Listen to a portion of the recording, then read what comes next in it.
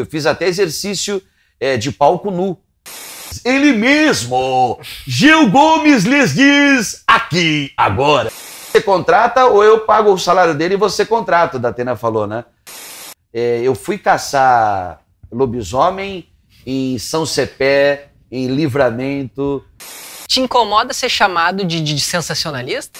Falou, cara, eu tô te ligando porque é o seguinte, daqui meia hora, no máximo meia hora, vai te ligar o Silvio Santos. E como eu te conheço, pra você não mandar ele pra puta que eu pariu pensando que é trote, eu tô te avisando porque é ele mesmo que vai te ligar. Nunca contei isso pra ninguém. Um dia todo ratinho que me ligou, 3 na verdade, em que houve risco não só pra mim, como pra minha família. Logística, né? Pra sequestrarem os meus filhos.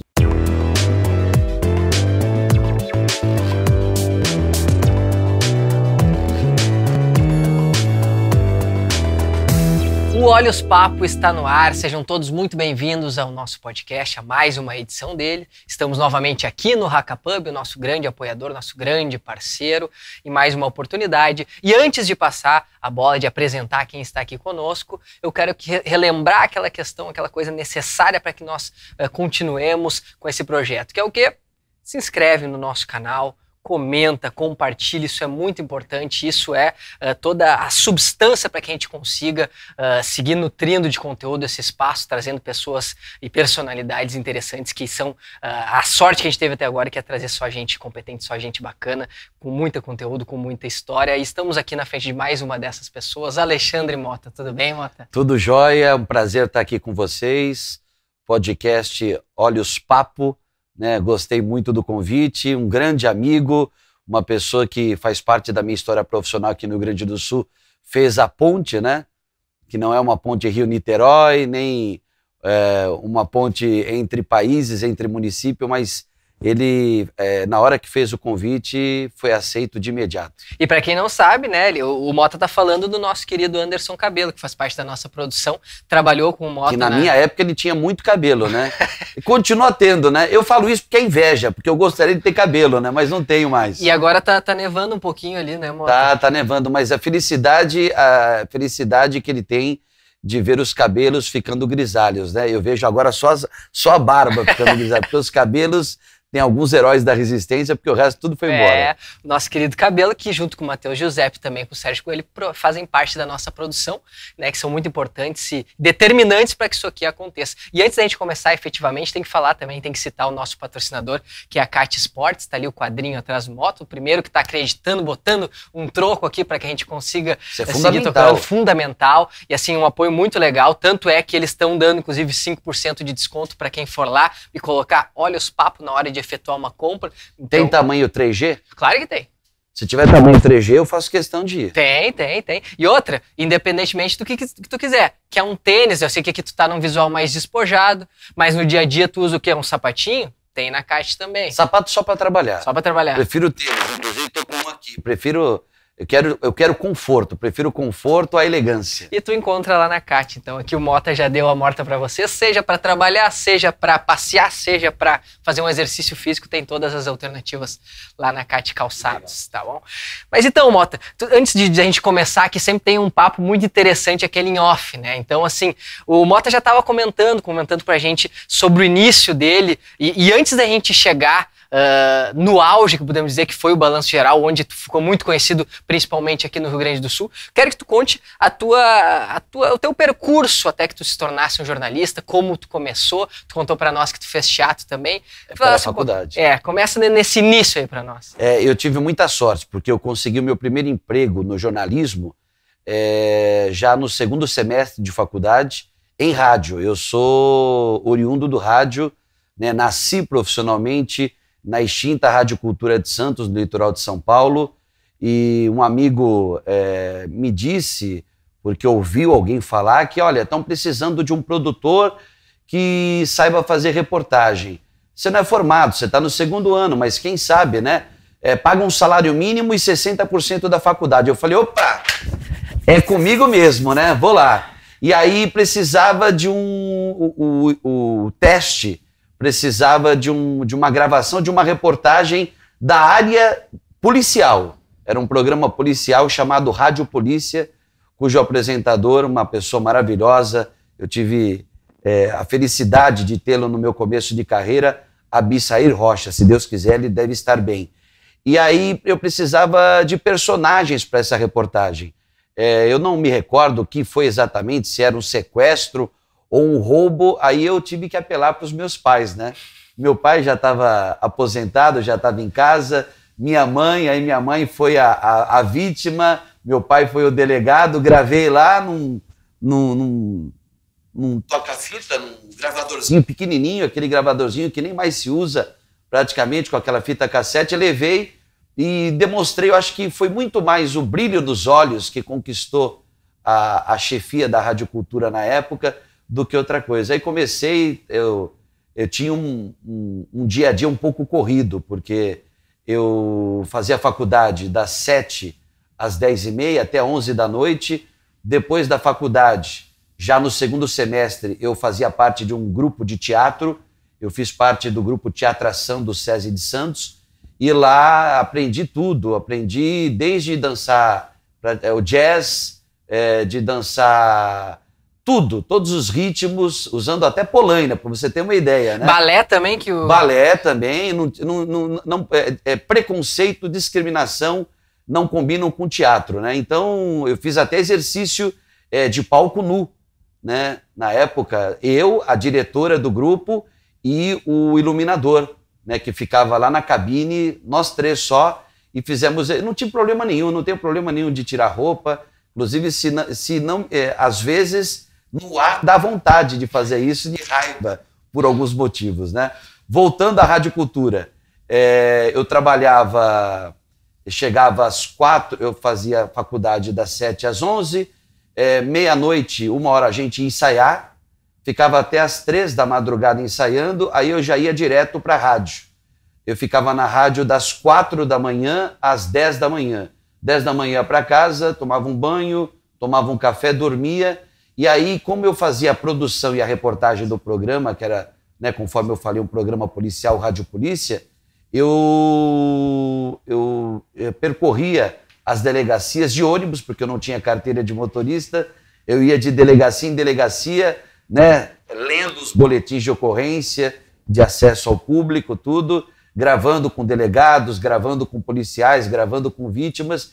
E aí, mas antes disso, eu já tinha uma experiência em rádio, mas uma experiência filantrópica. Sem ganhar nada, eu acompanhei durante um tempo o plantão esportivo da extinta também Rádio Tribuna de Santos AM, que hoje, depois virou CBN Santos, hoje eu não sei o que virou, mas eu acompanhava o plantão esportivo de um dos meus professores, o Eduardo Silva, e eu cheguei até a carregar cabo para os repórteres no campo, né?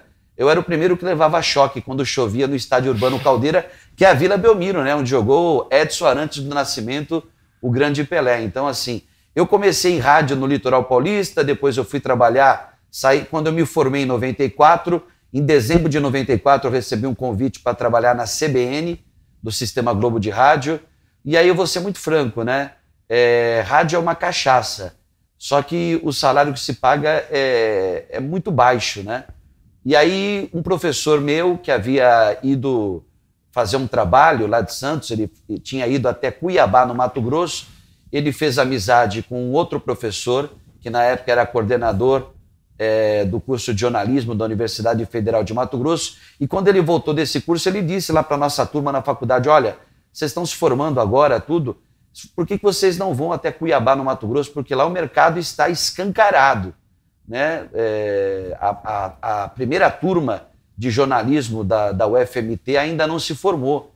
Faltam 2 anos para que eles se formem. Então, tem espaço para vocês. Foi uma primeira turma, que eu não estava nela, deu certo, todo mundo conseguiu empregos, inclusive mais de um emprego.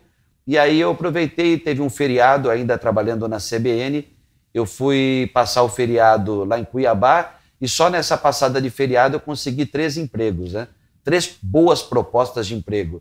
E acabei chegando em Cuiabá em 1995. E lá comecei a trabalhar em TV, propriamente dito. Eu tinha tive uma experiência em TV no litoral de São Paulo, numa emissora que não existe mais, que é a TV Litoral, mas assim, foi uma experiência muito rasa, né? E eu comecei a trabalhar em TV no SBT de Cuiabá, na época TV Cidade Verde, depois eu fiquei 3 anos e meio, depois mais 3 anos e meio, quase 4 anos na TV Gazeta, que é a Record lá, hoje é a TV Vila Sempre Real. na área policial? Por incrível que pareça, né, eu fazia geral, fazia greve de professor, problema de comunidade, política. Eu comecei, inclusive, como o meu período era noturno, quando eu comecei no SBT em Cuiabá, sobrou para mim sessões da Assembleia Legislativa, né? Eu convivia muito com os deputados e também sessões das câmaras de vereadores de Cuiabá e Várzea Grande, que é o município vizinho a Cuiabá. Então eu comecei fazendo política e depois geral, fiz tudo praticamente, até esporte, né? Emissora pequena, eu fazia até esporte. E depois eu mudei da TV, do SBT, da TV Cidade Verde em Cuiabá, fui para a TV Gazeta, que até hoje é afiliada, hoje com outro nome, né? TV Vila Real.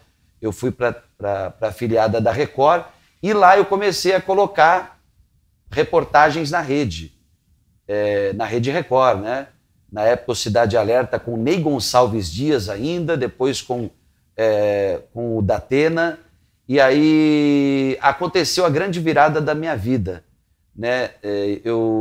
Em 2002, eu tirei férias, né? Me deram férias lá em Cuiabá e eu fui ver parentes em São Paulo, né? Eu tinha tios, meus pais já estavam em Cuiabá comigo, inclusive eu já estava casado e com um filho pequeno, né? O Guilherme, que hoje tem 19 anos. E aí eu fui sozinho de férias para São Paulo para visitar a parentada toda. E eu tinha um contato na Rede Record em São Paulo, que é o Grego, que até hoje trabalha lá, ele é diretor. Hoje ele tem um cargo na alta direção do jornalismo da Record. E o Grego falou, pô, você está vindo para São Paulo? Né? Vai nos visitar, vai conhecer a Rede Record aqui na Barra Funda, você vai gostar. E eu aproveitei, né? Cheguei numa sexta, se eu não me engano, num sábado, fiquei sábado e domingo na casa dos meus tios em São Paulo, na Zona Sul, e na segunda-feira eu fui, né? Não de terno e gravata, mas, né, deu uma ajeitada no visual. Uma socialzinha, tá? Assim. Né, pra chegar e, né, não do jeito que eu tô assim, descontraído, né? Mas eu fui lá e aí ele me mostrou a Record, na época ela já estava expandindo, né? Hoje ela ocupa uma quadra inteira do bairro da Barra Funda, na zona oeste de São Paulo. Conheci as produções de entretenimento, as 2 redações. Na época, havia na verdade, uma divisão na redação da Record. Havia a redação do Boris Casoy, que ele apresentava o Jornal da Record, e havia a redação do resto, né, que era o Fala Brasil, o Jornal 24 Horas, o Cidade Alerta.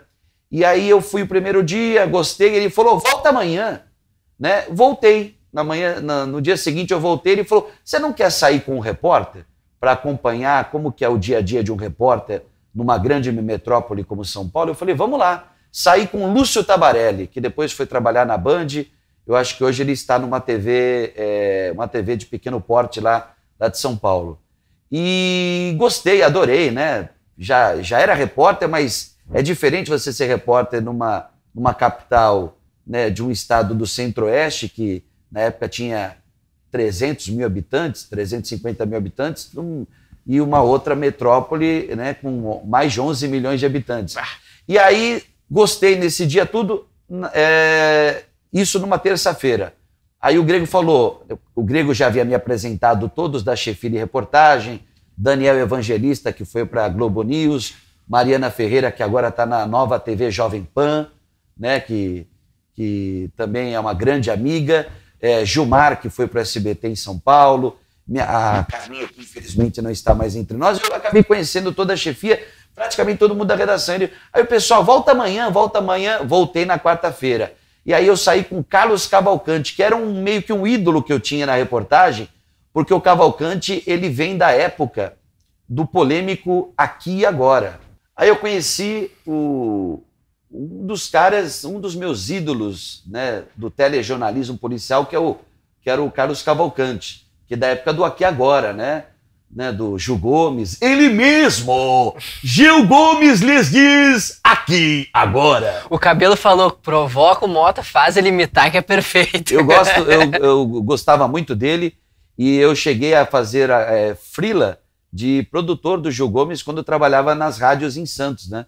Quando ele precisava de alguém para apoio, quando ele ia gravar alguma reportagem em Santos, ele já no Aqui Agora e eu trabalhando em rádio, ele ligava, quando não era um colega meu que o atendia, era eu que atendia.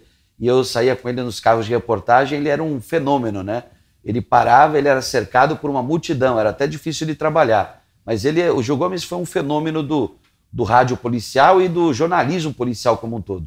Bom, voltando ao Carlos Cavalcante, saí com o Carlos Cavalcante para ver o trabalho dele na rua, e aí, no final desse dia de quarta-feira, eu falei, eu acho que domingo eu tô indo, né?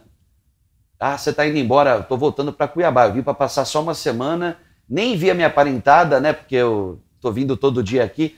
Aí o pessoal falou, não, mas volta amanhã, poxa, volta. E não é que essa insistência de voltar na quinta-feira deu certo, porque quando eu voltei o Cavalcante faltou na quinta-feira. Inclusive, ele até brincava comigo depois, né? Nós já, como colegas de trabalho, ele brincava comigo, ele falou, aquele dia a gente parou na 25 de março para comer um lanche e para tomar um suco. O que você colocou no meu suco? Porque me deu uma diarreia, me deu a popular caganeira que ele não foi trabalhar. E aí sobrou uma equipe. E na época, o pessoal da chefia, todo mundo, não sei, eles foram com a minha cara, né? Vai lá, pega a equipe, vai pra rua, tal. Na época, o diretor de jornalismo da Record Nacional era o Luiz Gonzaga Mineiro. Não era Douglas Tavolaro ainda. E aí eu saí com a equipe e fiz uma matéria no DEIC e estourou uma rebelião na Zona Sul de São Paulo, lá na região de Santo Amaro. E aí, né, você vai lá, faz um registro lá, faz uma reportagem e tudo. Só que o negócio evoluiu para um vivo. Nossa. Né? E eu entrei ao vivo falando da rebelião. Você imagina, eu de férias da Record em Cuiabá e apareço em rede nacional com o microfone da Record Nacional. O pessoal de Cuiabá me liga, o que você está fazendo aí? Você foi contratado? Não avisou a gente? O que está acontecendo? Só que para completar essa quinta-feira, eu voltei para a redação, né?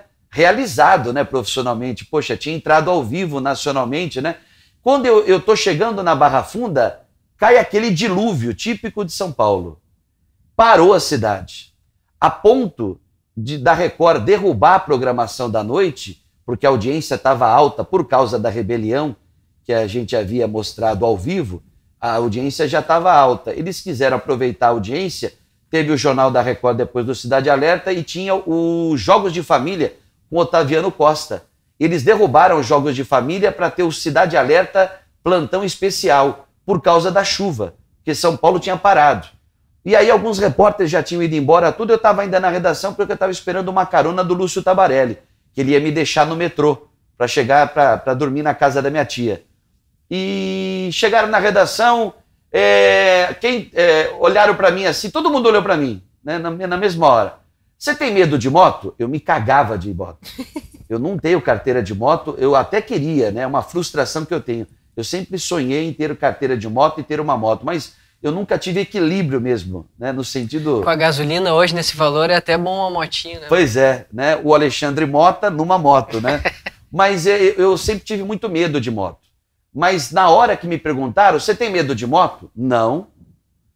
Tá chovendo, moto na chuva, não vai te causar nenhum temor? Eu tava que não passava uma agulha. Eu falei, não.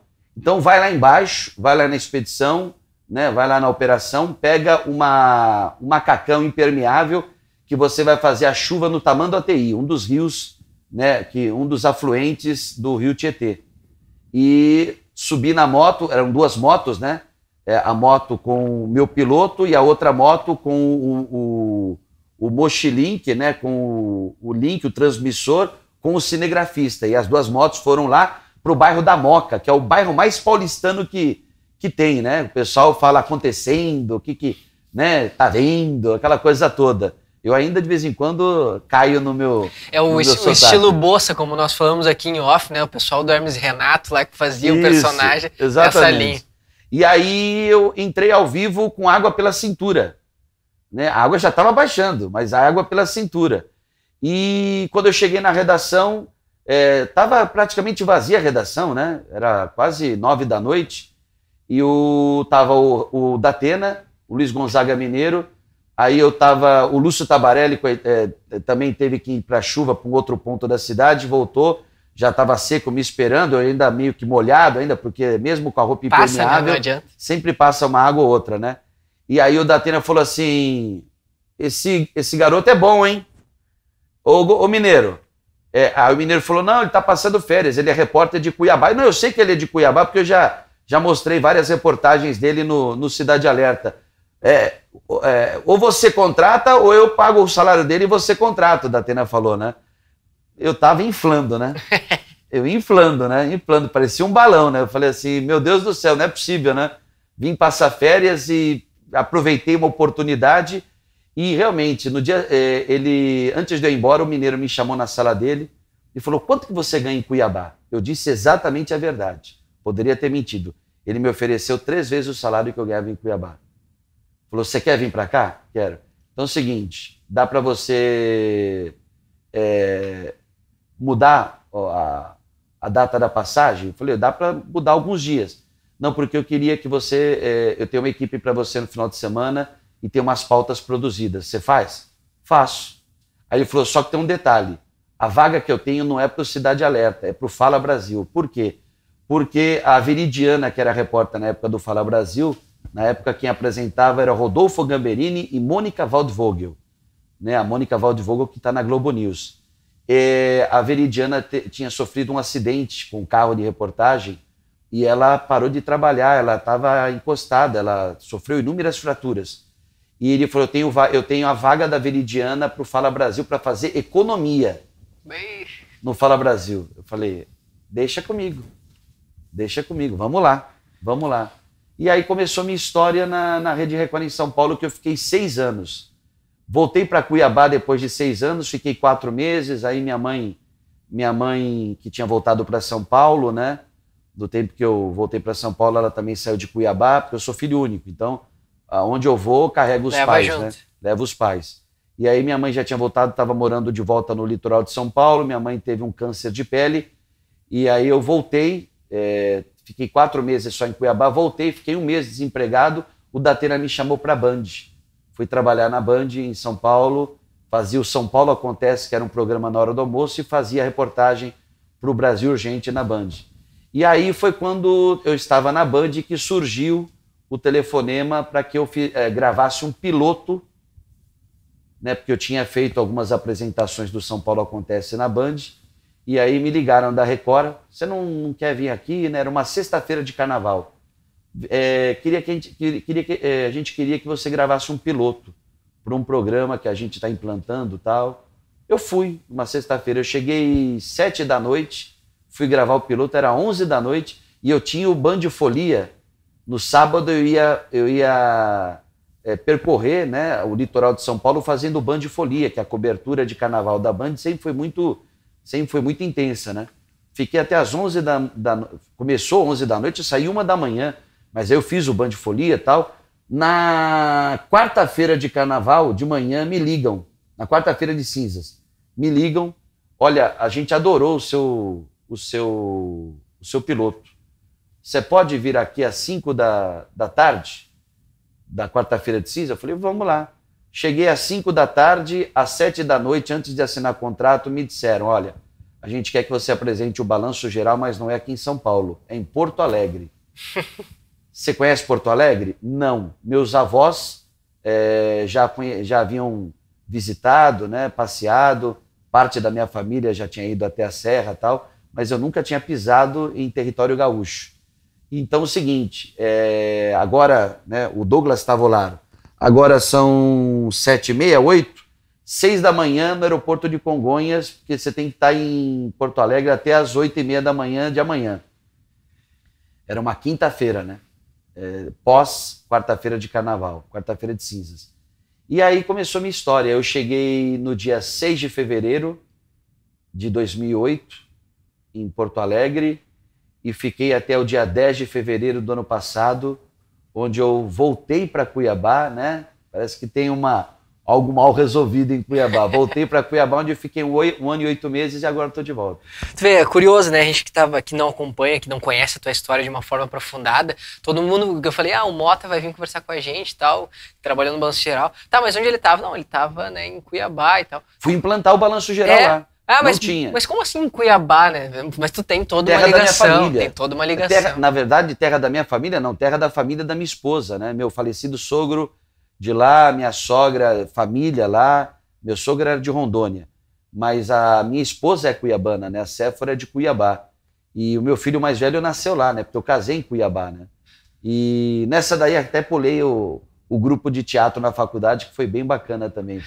Mas aí tu chega aqui em Porto Alegre, e que nem tu comentou, nunca tinha colocado os pés aqui no Rio Grande do Sul. E como a gente estava falando também aqui em off, a gente tem que reconhecer, nós que somos gaúchos, que nem todos são hospitaleiros, como a gente costuma dizer, né? Então, assim, há uma rusga com os paulistas, eu acho que alguma coisa até com os cariocas também, mas eu acho que é mais com o paulista. É mais com o paulista, né? Questão do exército imperial, aquela questão da Revolução Farroupilha, né? E eu acho que faz parte também de um conservadorismo que tem, de certa forma, aqui no Rio Grande do Sul, e de uma mania que tinha antigamente de achar que o estado era melhor ou pior do que os outros estados, uma grande bobagem. Mas aí, como tu mesmo falou, no teu início não foi tão interessante. A época, o Orkut te deu o feedback. Porrada todo dia. Eu tava até contando em off e vou compartilhar com o pessoal que está acompanhando aí o podcast. Na estreia, dia 11 de fevereiro, foi? 11 de fevereiro de 2008. Aí, o programa não era jornalístico, né? Os primeiros meses do Balanço Geral, o programa ele contava lendas, histórias curiosas do Rio Grande do Sul. Eu fui caçar lobisomem em São Cepé, em Livramento, em várias cidades aqui do Rio Grande do Sul. Eu conheci o Rio Grande do Sul inteiro, que além da reportagem, eu também, além da apresentação, eu viajava todo dia. Final de semana, eu fiquei 7 meses sem tirar um dia de folga. Nossa. 7 meses sem tirar um dia de folga. Eu acho que o Cabelo lembra dessa época aí. Então eu gravava todo dia uma reportagem, final de semana eu gravava uma série de reportagens, sempre indo para uma região específica. Cada final de semana, numa região. Eu fiz a história da lenda da noiva de branco da Freeway, né, da Lagoa dos Barros. Eu fiz o lobisomem de Jaguarão, né, Mas era algo mais entretenimento mesmo. Era um entretenimento. Era 1 hora só de programa, 1h30, depois ficou 1h45, mas não era o hard news, o jornalismo, o factual, né? Eram histórias interessantes. Eu fiz muito sobre disco voador, fui para Minas do Camaquã, com um grupo de ufólogos, tudo. Inclusive tem no YouTube aí vários vídeos bastante vistos, né? E foi bem legal, assim, sabe? Para conhecer o estado foi maravilhoso. Uma lembrança do Cabelo, tu também passou por um mendigo também durante um tempo? Eu me vesti de mendigo e fui me aventurar nas ruas do bairro Menino Deus, em Porto Alegre. E aí eu descobri que havia... cada quadra tinha um dono. Cada quadra tinha um cuidador de carro, um flanelinha que era dono. Só que tinha um gerente que tomava conta e que mandava neles. E aí eu cheguei, né, próximo lá do José de Alencar, do viaduto lá, com o Parque Marinha do Brasil, e uma senhora estacionou o carro, na época eu não tinha barba, mas estava com uma barba, cabelo, estava todo, né, vestido com roupas rasgadas e tal, e essa mulher, ela me deu R$5. Nisso veio um outro e me tomou o dinheiro, e começou a me empurrar, e tudo gravado. Né? Sai daqui, essa área é minha, sai daqui. Daqui a pouco veio o gerente e tomou o dinheiro. Isso daí tem gravado, acho que tem também material, deve ter no YouTube gravado essa história. Mas eu fiz várias coisas, assim, montar em cavalo, montaria. Eu participei da Cavalgada do Mar. O cavalo que eu montei em 2008, ele ficou, acho que 3 ou 4 anos sem poder participar da cavalgada. Não é brincadeira, não é piada, não. É verdade, com problema lombar, porque eu não sei Naquela época eu não estava tão pesado como eu estou agora, mas eu acho que foi muito forte para o cavalo, porque o cavalo não aguentou muito. Eu fiz uma parte da Cavalgada do Mar próximo a Torres, mas eu fiz coisas legais, sabe? Da cultura, das tradições gaúchas, foi bem legal. Só que eu vim para cá para substituir um grande comunicador que já existia aqui, né? Que não deu certo no balanço geral, mas tem uma história na comunicação esportiva, né, no futebol gaúcho, que é o Luiz Carlos Reck, que hoje voltou, é meu colega de trabalho na Ubra TV, ele tem o Cadeira Cativa que tem 43 anos de existência, ele está mais de 20 com Cadeira Cativa. E quando eu cheguei, eu e Reck nunca brigamos, nunca discutimos, nunca fomos inimigos, mas, como eu sempre falei, as viúvas do Reck tomaram as dores pela substituição dele. E aí, eu nunca vou me esquecer, no primeiro programa, quando acabou o programa de estreia, que mostrava exatamente o problema, a questão de OVNIs, e com um grupo de ufologistas lá em Minas do Camaquã, eu fui ver os comentários. A primeira coisa que apareceu, a primeira frase que eu li, foi: volta para São Paulo, pastor evangélico, filho da puta. Foi a primeira frase que eu li. A partir disso daí, as coisas ficaram ainda mais pesadas. Né? Que você está fazendo aqui? Aqui não é teu lugar. Outra coisa, eu nunca fui ligado diretamente à Igreja Universal do Reino de Deus, mas se eu fosse evangélico, se eu congregasse na Igreja Universal do Reino de Deus, isso não tinha nada a ver, né? É algo particular, é algo que diz respeito só à pessoa, né? Ao ser humano. Mas e não foi só na estreia. Os primeiros 9 meses de Balanço Geral, era porrada em cima de porrada. Mas aonde eu ia, eu conseguia quebrar um pouco esse gelo. Eu fiz a história, tem uma história que o Cabelo acho que deve se recordar, do Homem Tatu. O Homem Tatu era um rapaz que morava num buraco na Praça Itália, ao lado do Shopping Praia de Belas, em Porto Alegre. Ele morava não num buraco, mas tinha uma tampa assim e tinha uns registros de água da própria Praça Itália, e ele vivia lá. E a gente contou a história dele, ele era dependente químico, tudo, e o sonho dele era conhecer a mãe. E não é que nós localizamos a mãe dele em Sapiranga, aqui no Vale dos Sinos. E nós tentamos fazer o reencontro. Ela quis, e no final ele desistiu. Ele não quis uma segunda chance perto da família. Mas eu fiz muitas histórias legais, e essas histórias, quando eu ia fazer as histórias, assim, as pessoas, eu conseguia quebrar, de certa forma, o gelo. Só que aí teve uma mudança na direção da Record Rio Grande do Sul, e mudança na presidência, na direção de jornalismo, e o diretor de jornalismo que assumiu aqui, que é um dos gênios, que eu considero ele um dos gênios da televisão, do telejornalismo brasileiro, Virgílio Abranches Quintão, né, que inclusive foi um dos fundadores da CNN Brasil. Hoje ele não está mais lá. Ele foi junto com o Douglas Tavolaro para a CNN Brasil. E o Virgílio propôs mudar o balanço geral. Vamos acabar com esse negócio de histórias curiosas? Vamos investir no jornalismo?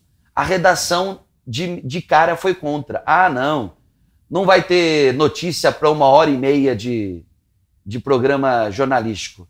Bom, o resultado é que quando eu saí em 2020, quando eu saí em fevereiro do ano passado, o programa durava 3 horas e 15 minutos de jornalismo, né?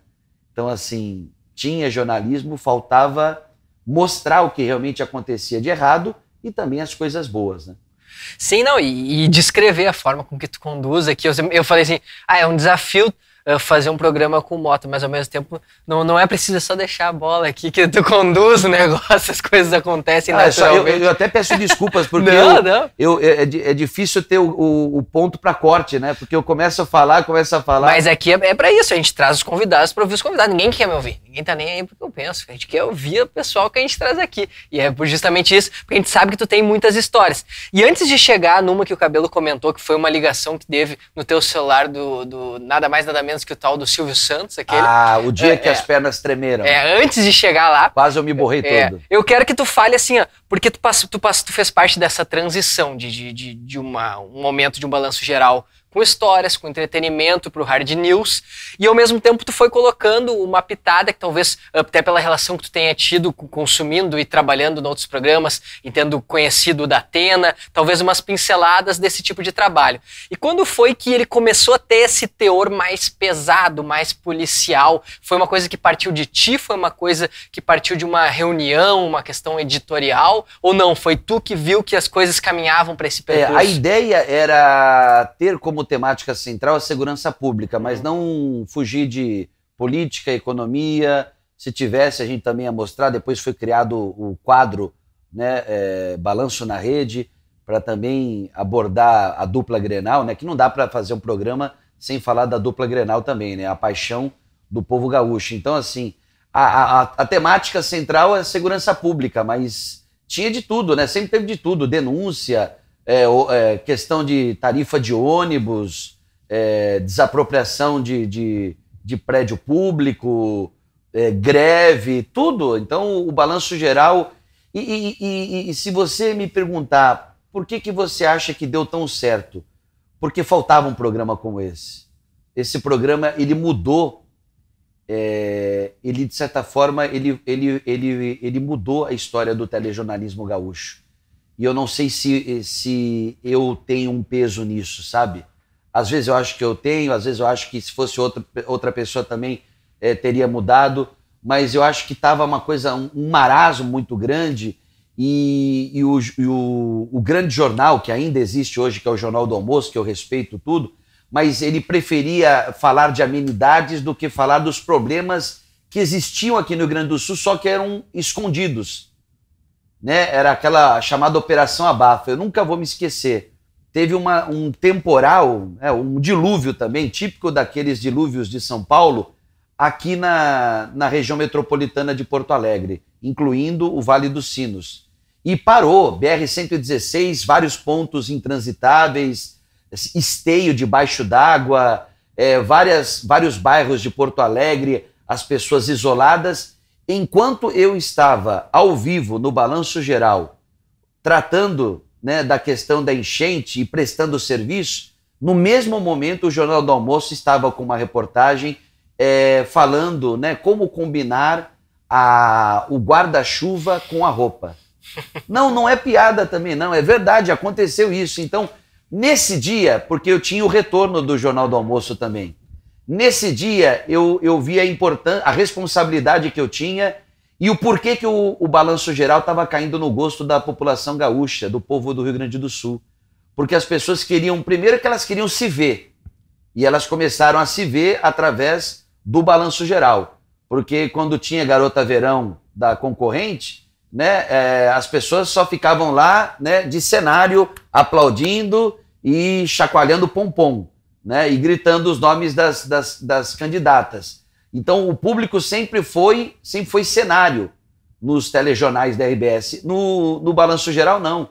O Balanço Geral começou a sair do estúdio, ir para a rua, fazer programa na Restinga, fazer programa no Rubem Berta, em Cachoeirinha, no litoral, em Tramandaí, em Nova Petrópolis, na Serra, em Canela. Então, a gente começou a ir ao encontro do público, e o público começou a falar, a se ver na televisão. E o meu jeito, eu sou comprador de briga mesmo, eu sou encrenqueiro por natureza. Quando eu vejo um negócio muito na paz, muito pacífico, né, parece que me dá uma coceira assim, eu quero, né, cavucar uma encrenca. Então, assim, eu adoro comprar briga. Quando eu vejo que há uma injustiça muito grande com relação a uma parcela da população, eu compro briga mesmo, né?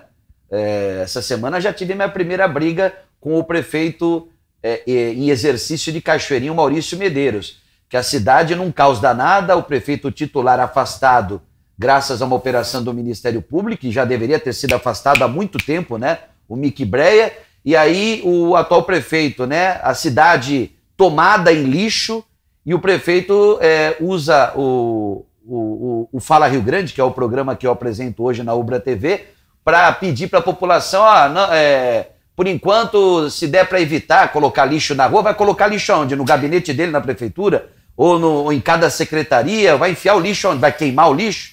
Então eu gosto de comprar briga.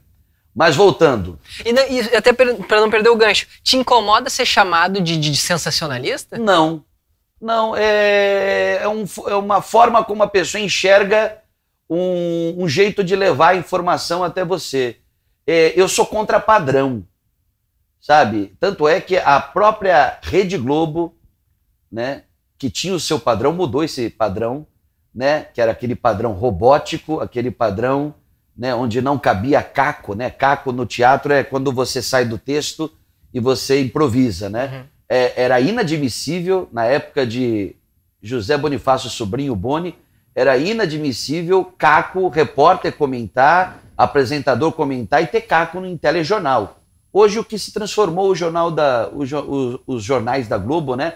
Isso tem a ver muito com o que a Record fez no telejornalismo. Primeiro o SBT com Aqui Agora, depois a Record, a Band de uma maneira mais, né, mais, digamos assim, mais comedida, mas com jornalismo de excelente qualidade. Então, assim, o jornalismo brasileiro mudou, né? E eu acho que mudou para melhor. Ele vai de encontro ao que a população quer, sabe? Antigamente era o povo aqui, o jornalista aqui. Parecia que o jornalista ele estava acima do bem e do mal e muito superior ao povo. Não, ó. Aqui, ó, tem que estar aqui, ó, parelho, ó. No mesmo nível. Não tem que... E acho que o balanço geral, acho que a grande sacada hoje é o programa no Brasil inteiro que consegue fazer muito bem isso, sabe? E eu sou muito grato à Record TV, RS, à Rede Record, que me deram a chance de me tornar o apresentador que eu sou hoje. Eu não sou ingrato, quem me conhece sabe muito bem, se tem uma coisa que eu não sou, é ingrato. Ingratidão passa longe de mim.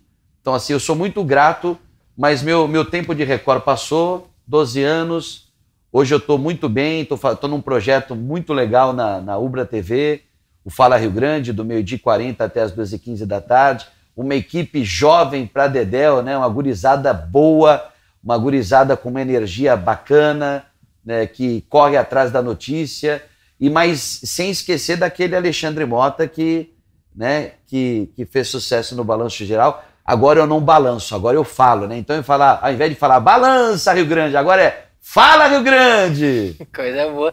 E assim, Silvio Santos tocou teu telefone, tu estava na Record, como é que foi essa situação? O Cabelo falou, aperta ele que foi... Entre 2009 e 2010, Cabelo estava comigo na Record.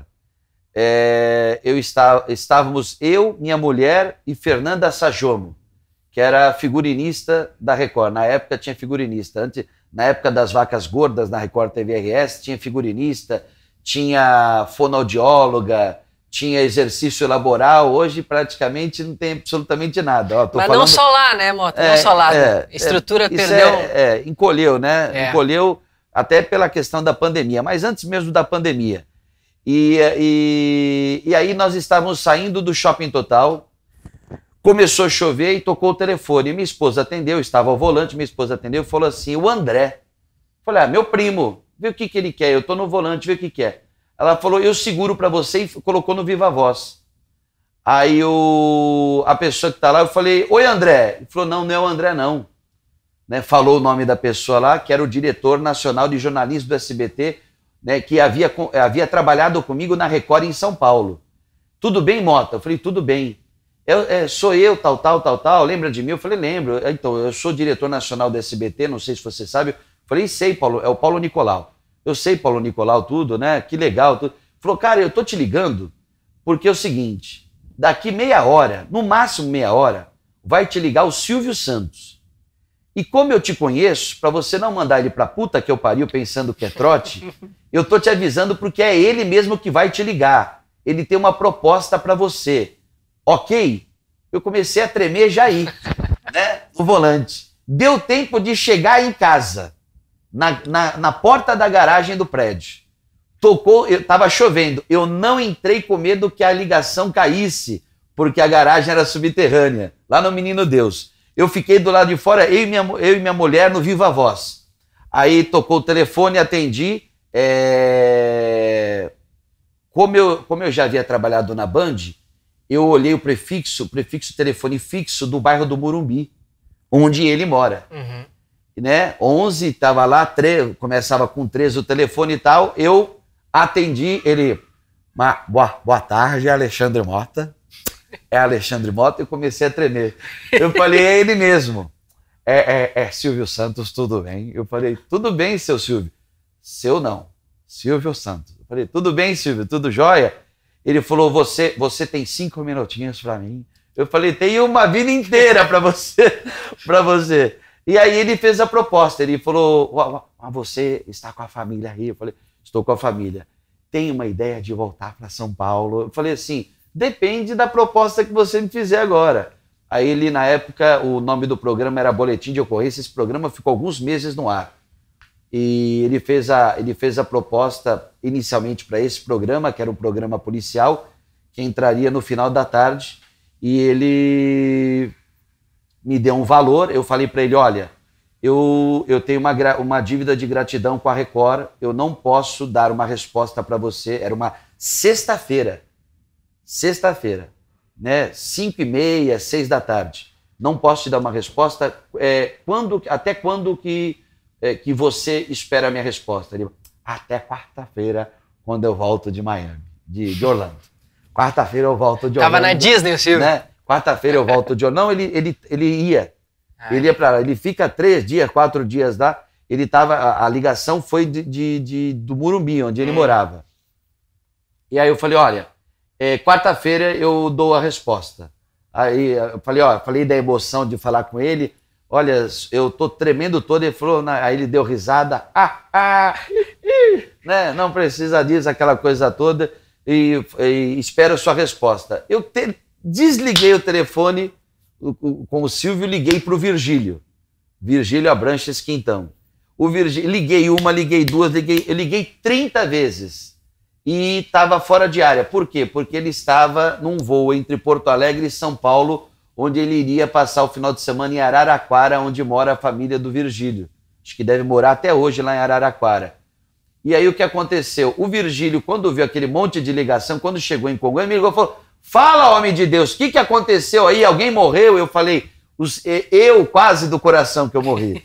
Quase que eu morro do coração. Por quê? O que aconteceu? Silvio Santos, contei, né? Que Silvio Santos havia me ligado, havia feito uma proposta. Você respondeu a ele? Eu falei, não. Ele me deu até quarta-feira para dar resposta a ele. Tô ligando pro Douglas agora. Bateu o telefone, daqui a pouco a Lu, né? Secretária do Douglas Tavolaro, na época vice-presidente de jornalismo da Record. Motinha, eu já comprei passagem para você vir para São Paulo, você chega domingo à noite e almoça segunda com o Douglas, ok? Eu falei, peraí, o que é? Eu falei, você vem domingo à noite, num voo para Guarulhos, domingo à noite, a gente já tem hotel reservado, você fica no hotel, almoça com o Douglas, vai almoçar você, Douglas e Virgílio. Segunda-feira, tá? Eu falei, ok, né? Ok. Douglas me ligou, falou assim, olha, já passagem comprada, entendeu? Segunda-feira vamos almoçar, pelo amor de Deus, não toma nenhuma iniciativa de ligar para ele, dar resposta, ok? Vem, tá. A voz dele é mais ou menos assim. E aí, na segunda-feira, no domingo eu viajei, na segunda-feira, tentei dormir, né, de domingo para segunda no hotel, não consegui dormir direito.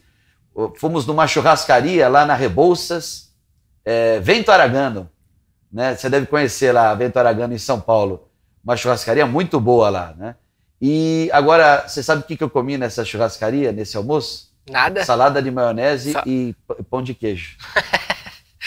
Não conseguia, não descia nada. Não descia nada, né? E aí a Record cobriu a proposta que o Silvio Santos havia feito e mudou minha vida para muita coisa, mudou para muita coisa boa. Né? E depois tu falou diretamente com ele para dizer que não aceitava ou foi através de diretoria? Aí é uma outra emoção. Que na quarta-feira, como é que eu vou ligar para ele para dizer que eu não vou? Aí eu liguei de manhã, caiu na secretária eletrônica com ele falando. Você ligou? Eu não posso atender agora, mas deixa o seu recado. E aí é o seguinte, eu liguei para o Paulo Nicolau, que tinha o número do Paulo Nicolau lá, eu liguei para o Paulo Nicolau, falou assim, ele chegou de manhã e está gravando. Liga no final do dia. No final do dia, quem me liga, eu não liguei. Quem me liga, ele. E aí eu estava na sala, eu lembro que eu estava com família em casa, tal, família no apartamento, família da minha esposa. Eu mandei todo mundo cala a boca! Cala a boca todo mundo! O Silvio Santos quer falar comigo! Entendeu? Todo mundo quieto aí! E aí eu agradeci, expliquei toda a situação, fui sincero, fui franco com ele, falei tudo o que tinha acontecido e ele falou que as portas iriam continuar abertas e que se era a minha escolha, a minha vontade, ele iria respeitar tudo e foi muito bacana, né? E seis meses depois, quase que eu fui para a Band. Porque a Band de São Paulo, porque o Datena foi para a Record, foi na época que o Datena voltou para a Record, ficou alguns meses. O Fatioli, que era da Record, foi para a Band, e aí surgiu uma vaga e quase eu fui para a vaga e permaneci na Record. Mas eu tive outros convites assim bacanas, da Rede Massa, do Ratinho, né? E teve um diretor do Ratinho, nunca contei isso para ninguém, um diretor do Ratinho que me ligou, lá de Curitiba, da Rede Massa, e veio tomar um café. Ele veio só para tomar um café comigo no Shopping Praia de Belas. Nos encontramos num café, no meio do próprio corredor, né? Tem um café lá, nos encontramos lá, batemos um papo, tudo, expliquei que havia, nessa história de eu quase ter ido para o SBT, colocaram uma multa contratual muito grande. E a multa impediu que a gente desenvolvesse qualquer tipo de conversa até então, né? Então, aí eu fui ficando 12 anos, né? Aí se passaram 12 anos. Aí, depois de 12 anos, eu tomei uma decisão familiar. Eu falei assim, meu sogro faleceu em julho de 2019 e a minha esposa, preocupada com a mãe, se bem que tem os meus cunhados lá, tudo, e a gente tomou a decisão de ir para Cuiabá, mas durou apenas 1 ano e 8 meses e eu estou de volta, né? E antes da gente se encaminhar para o fim do nosso programa de hoje, com a presença do Alexandre Mota, quero passar uma pergunta. A gente estava falando sobre muitas situações positivas, toda essa tua carreira que foi nutrida de muitas oportunidades, muitas propostas. Eu queria só uma questão de uma dúvida, assim, tu foi um cara sempre muito crítico, muito enfático nas tuas falas e também muitas vezes falando sobre criminosos, falando sobre gangues. Isso gerou em algum momento da tua vida alguma represália, alguma ameaça? Em algum período tu teve receio ou medo de circular, assim, por shoppings, como tu mesmo falou? Podia tomar no Praia de Belas um cafezinho ali, ou por um momento tu teve que te resguardar um pouco mais? Ocorreram 2 situações, 3 na verdade, em que houve risco não só para mim, como para minha família. Teve, pouco antes da prisão de um traficante de Porto Alegre, um traficante com poder, né? Na época tinha muito mais poder do que tem hoje. Logo após a prisão desse traficante, porque ele foi preso graças a uma denúncia que o programa Balanço Geral, na época, eu fiz, né?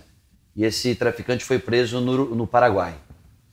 E logo após a prisão dele, se bem que ele negou qualquer tipo de envolvimento com o atentado, né? Deixaram 2 bombas na porta do condomínio onde eu havia acabado de me mudar, na Zona Sul de Porto Alegre. Eu havia acabado de me mudar. Eu tinha, acho que, 1 mês, né, morando no prédio. E deixaram 2 bombas, uma mulher com um blusão com capuz, deixou 2 bombas, 2 pacotes, um explodiu, né? E posso dizer que havia muito vidro, né? A fachada de vidro do prédio balançou, né? Tremeu. E a outra bomba foi desativada pelo pessoal do GAT, né? Do Grupo de Ações Táticas Especiais da Brigada Militar, e tinha lá um bilhetinho endereçado a mim, mas que não relacionava a prisão desse traficante lá no Paraguai, porque concomitantemente à prisão desse traficante, teve um outro traficante. Na época foram 2 traficantes poderosos de Porto Alegre que foram presos graças a denúncias do Balanço Geral.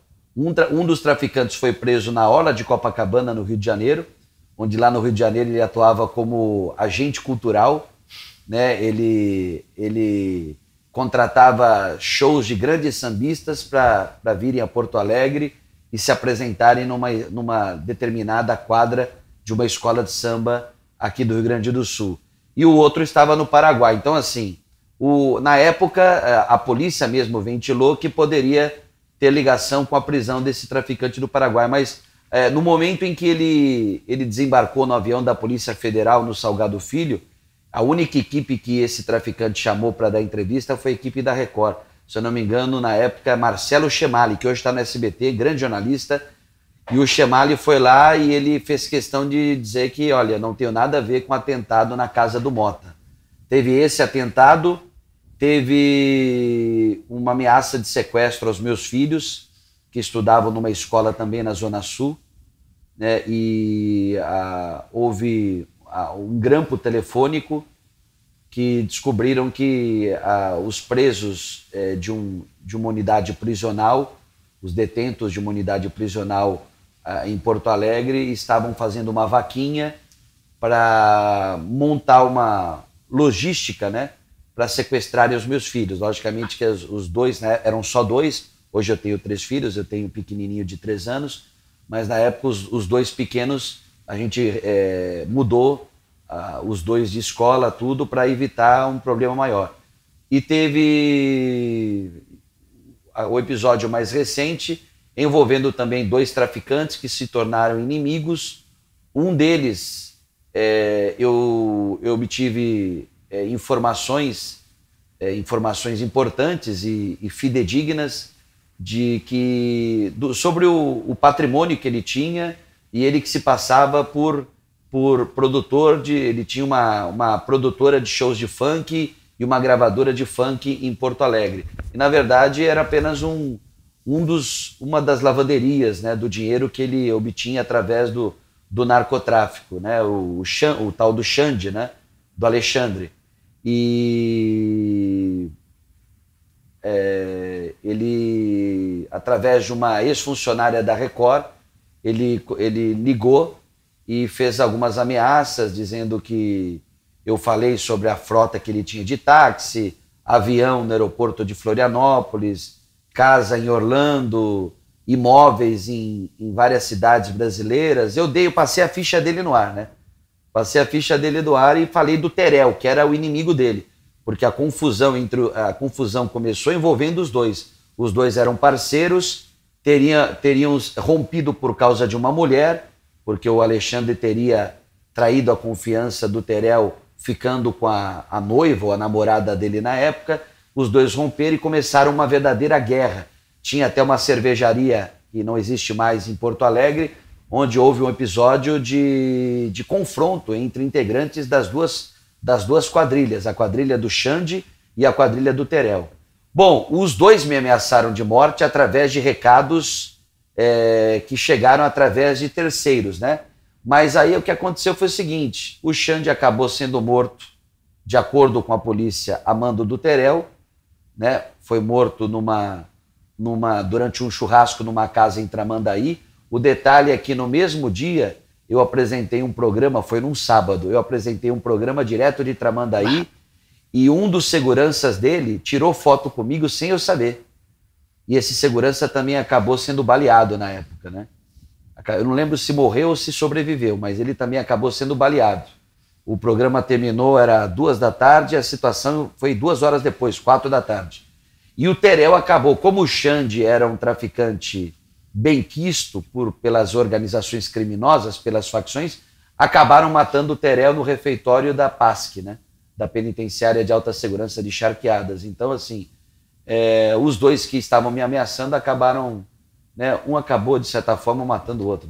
Sim, e nunca te deu um receio assim, pô, mexeu, tocou no assunto filhos. Eu imagino que o coração de um pai, assim, deve... Comigo não, porque eu não posso me deixar me apavorar com esse tipo de situação, né? Eu completei agora, dia 1º de outubro, 30 anos de profissão. E desses 30 anos de profissão, 90% desse tempo todo só fazendo a área policial, só tendo como temática central a segurança pública. Então, assim, eu já passei por outras situações de ameaça, né? Eu já fui ameaçado na época que eu era repórter de rádio lá em Santos. Eu fui ameaçado por um policial civil da Praia Grande, no litoral paulista, porque eu vi ele pegando pinos de cocaína que deveriam ir para a perícia, e ele colocou os pinos de cocaína no bolso. e eu denunciei. Então eu fui ameaçado de morte no banheiro da delegacia. Né? Então assim, eu fui ameaçado de morte em outras situações. Mas o que mais pega, né, o que preocupa é quando envolve a família da gente. Claro. Mas então, pra gente encerrar aqui, porque tem muita coisa, minha pauta que estava cheia de assuntos para nós tratar, mas a gente precisa encerrar e te liberar também. A gente tem um quadro, Mota, que se chama Olha Isso. O que é o Olha Isso? A pessoa que vem aqui indica alguma coisa que tenha a ver com ela. Seja essa coisa um filme, um livro, uma série, um jogo, uma viagem, enfim, alguma coisa que tenha a ver, não sei, um carro, alguma coisa que tenha a ver com a tua personalidade, que de repente as pessoas não saibam, não conheçam esse lado do Mota. Alguma experiência, o que tu indicaria assim quando tu pensa uma coisa que tu gosta, que te agrada? Eu gosto de rir. Eu amo dar risada. Na época de teatro na faculdade, eu fiz durante 1 ano e pouco aí comédia, né? Essa comédia ganhou até alguns prêmios por júri popular, tudo. Então eu gosto de dar risada. Então tudo na TV que me faça abrir um sorriso, eu gosto. Eu gosto da série Se Beber Não Case, né? Adoro, já assisti milhões de vezes. Férias Frustradas também, outro filme que eu gosto de assistir. Já assisti também trocentas vezes, se tiver que assistir de novo. Tem um programa que é de uma outra emissora, que não é nem da Record, nem da emissora da Ubra, né, da Ubra TV, onde eu estou hoje, com o Fala Rio Grande, que é o Encrenca, que teve uma mudança agora entre os seus integrantes, que os meus filhos falam, pai, isso daí é muito programa de tio, né? É para tio dar risada, porque essas piadas são muito sem graça. Mas eu me arrebento de dar risada. Agora eles vão estrear o Perrengue na Band, né? A turma do Tatola, do Denis Mota, do Ângelo, do Ricardinho On Play, eles vão estrear o programa Perrengue na Band. Eu gosto de dar risada, Matheus. Eu gosto tudo que... É o contraponto total. Contraponto total. Tudo que for para dar risada, entendeu? Faz muito tempo que eu não vou em teatro, principalmente agora com essa questão da pandemia, mas eu gosto de cinema, gosto de dar risada no cinema, televisão eu gosto de dar risada. Um fã de Hermes e Renato também, tu comentou que... Fã também do Hermes e Renato, fã do Mion, onde eu pude conhecer o Mion, que está fazendo Sucessão na Globo agora. Pude conhecê-lo quando ele me convidou para participar do programa Legendários que ele tinha na Record. Eu sou fã do riso, assim, gosto muito. Cresci, minha infância foi marcada pelos Trapalhões, né? No cinema, Os Três Patetas, que na minha época já era um filme antigo, mas gostava. Cresci assistindo Sessão da Tarde, Jerry Lewis, filme do Jerry Lewis. Então, assim, gosto de atores e atrizes que tratam do riso, daquela questão... Eu gosto muito daquela questão do humor por rir, sabe? Sem aquela coisa intelectual, sabe? Tem o grupo Asdrubal Trouxe o Trombone, né? Que faz parte da história de muitos atores que hoje estão aí na Globo, alguns já saíram da emissora, tudo, Regina Casé, Luiz Fernando Guimarães, tem vários artistas que começaram aí. Eu sou muito do riso, eu gosto de dar risada. Perfeito, muito obrigado. As diversas facetas de Alexandre Mota hoje aqui. E gosto de música, Bee Gees. Bee Gees. Sou fã maluco pelo Bee Gees. E a maior banda de todos os tempos desse planeta, que teve o maior vocalista de todos os tempos desse planeta, né? Queen e Freddie Mercury, né? Então eu sou... E não só eu, como meu filho de 3 anos, desde que ele tinha 6 meses de idade, ele curte Bee Gees e curte Queen, junto comigo. É sensacional. Obrigado mais uma vez, Mota, por ter topado, por ter vindo aqui participar conosco, dividir essa história gigantesca, nós teríamos horas e horas aqui.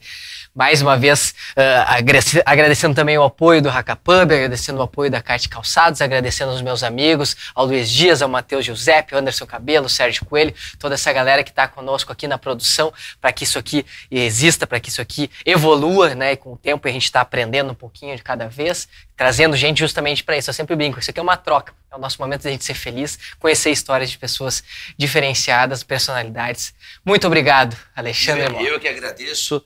Agradeço a você, a todos os seus parceiros aí, aos seus apoiadores, porque isso é fundamental, tem que apoiar mesmo, né? Arte, cultura, conteúdo televisivo, internet, a gente tem que torcendo para que essa pandemia, né, para que a gente já está vencendo várias batalhas, né? A vacina é uma delas, né? E viva a ciência e que se encontre um remédio para acabar definitivamente com esse pesadelo que a humanidade vive desde fevereiro, desde março do ano passado, né? Eu sou prova viva e bota viva nisso, porque fiquei 18 dias hospitalizado, 8 entubado em coma induzido em julho do ano passado, lá em Cuiabá, e a minha família sofreu muito com isso. Então, viva a saúde, viva a vida, viva a ciência. Obrigado. Alexandre Mota, dando o recado final, se vacinem, cuidem-se muito e vamos passar juntos por aqui e tendo um pouquinho de entretenimento, um pouquinho de riso para que a gente consiga superar isso tudo com uma facilidade maior. Até a semana que vem, todos sempre por aqui. Se inscrevam no nosso canal, like, compartilhem, @olha.ospapo no Instagram. Vão por lá com nós, que a gente sempre atualiza quem são os próximos convidados. Toda segunda-feira às 20 horas estamos por aqui. Até a próxima semana. Tchau, tchau.